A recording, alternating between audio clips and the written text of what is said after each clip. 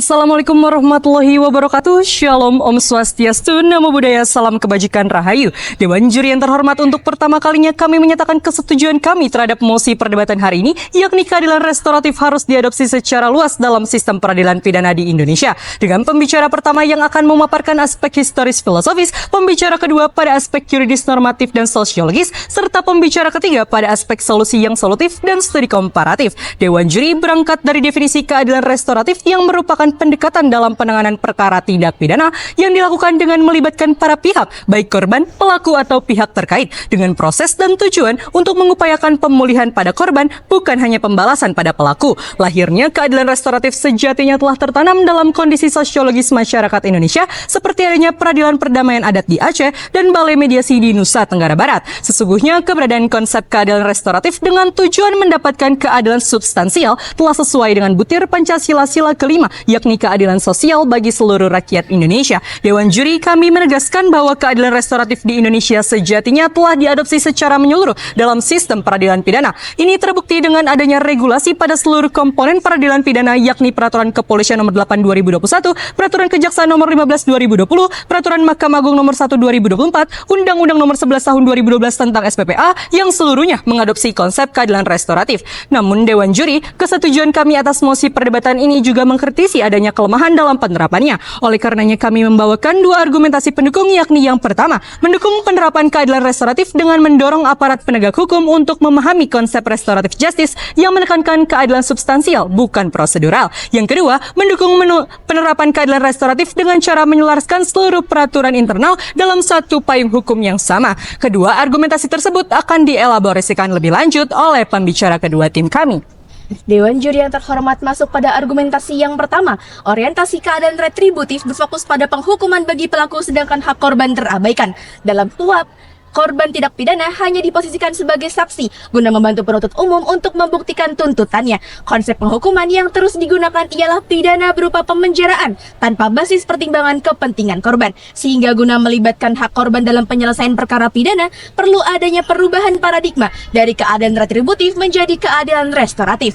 Dewan Juri yang terhormat masuk pada argumentasi yang kedua. Dalam peraturan internal komponen peradilan pidana yang mengatur terkait penerapan keadilan restoratif belum terlaksana secara maksimal, di mana keseluruhan aturan tersebut masih berpusat pada orientasi penyelesaian perkara, sebab aparat penegak hukum masih memaknai keadaan restoratif secara sempit, yakni hanya sebatas upaya perdamaian. Hal ini dapat diartikan bahwa keadilan restoratif di Indonesia masih berorientasi pada hasil saja, padahal keadilan restoratif seharusnya berorientasi pada kombinasi proses dan juga hasil. Proses di mana para korban dilibatkan untuk diberi ruang untuk mewujudkan dan juga memulihkan kembali hak-haknya, serta hasil berupa pihak maupun korban, pelaku dan juga korban maksudnya sama-sama mendapatkan keadilan tanpa pelakunya harus melalui proses pemidanaan. Kombinasi ini sejalan dengan teori utilitarianisme menurut Jeremy Bentham yang menekankan pada perwujudan manfaat bagi subjek hukum yang merasakan dampaknya secara langsung. Dewan Juri yang terhormat, jika dilihat dari jenis tindak pidananya, penerapan keadilan restoratif dalam aturan-aturan tersebut juga berbeda-beda. Contohnya pada tingkat pengadilan, keadilan restoratif hanya dapat diterapkan pada tindak pidana yang bersifat ringan. Di sisi lain, pada tingkat kejaksaan, batasan penerapan keadilan restoratif hanya pada tindak pidana yang ancaman hukumannya kurang dari 5 tahun dan kerugiannya kurang dari 2,5 juta. Sedangkan pada tingkat kepolisian, keadilan restoratif tidak dapat diterapkan pada tindak pidana yang berkaitan dengan terorisme, keamanan negara, korupsi, ataupun terhadap nyawa orang. Selain itu, Dewan Juri yang terhormat, dalam proses pelaksanaannya, keadilan restoratif belum diterapkan secara konsisten. Hal ini dapat dilihat dari dua tindak pidana yang serupa namun tidak diberlakukan sama. Tindak pidana yang pertama yakni pencurian getah karet milik PT Sylvia Inhutani Lampung yang menimbulkan kerugian sebesar Rp500.000 dan proses penuntutannya dihentikan. Sedangkan pada tingkat pidana yang kedua yakni pencurian uang kotak amal dengan kerugian sebesar Rp125.000 namun proses penuntutannya tidak diberhentikan. Sehingga dari sini dapat kita tarik kesimpulan bahwa diperlukan satu peraturan hukum yang mengakomodir penerapan keadilan restoratif dalam seluruh komponen sistem peradilan pidana yang akan dijelaskan lebih komprehensif oleh pembicara ketiga kami. Guna menopang keadilan restoratif yang telah diadopsi secara menyeluruh dalam sistem peradilan pidana di Indonesia, kami menyusun setidaknya 2 proposal solusi yang solutif untuk diterapkan oleh APH sebagai komponen dari sistem peradilan pidana di Indonesia. Solusi pertama, merancang dan mengesahkan Undang-Undang tentang Keadilan Restoratif yang diadopsi dari Perja 15/2020, Perma 1/2024, dan Perkap 8/2021, sehingga menghasilkan satu keselarasan baik dalam penafsiran mengenai apa itu keadilan restoratif maupun proses dan prosedur penerapan keadilan restoratif bagi masing-masing APH. Dalam undang-undang tersebut setidaknya harus memuat minimal 4 poin utama, di antaranya yakni 1. Pengertian keadilan restoratif yang tidak hanya berfokus pada penyelesaian perkara semata, tetapi juga menekankan proses dan hasilnya serta dengan tetap memperhatikan hak-hak korban. 2. Pada tahapan apa keadilan restoratif dapat diterapkan di masing-masing APH? Sebagai contoh, kepolisian di tahap penyelidikan dan kejaksaan di tahap penuntutan.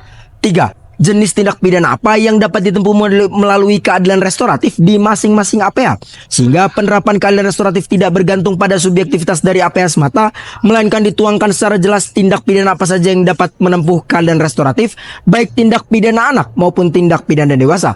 Poin ketiga kami berkaca pada keberhasilan negara Kanada yang menerapkan keadilan restoratif melalui proses penyusunan di badan legislasi dengan penerbitan undang-undang keadilan restoratif, baik untuk tindak pidana anak maupun tindak pidana dewasa.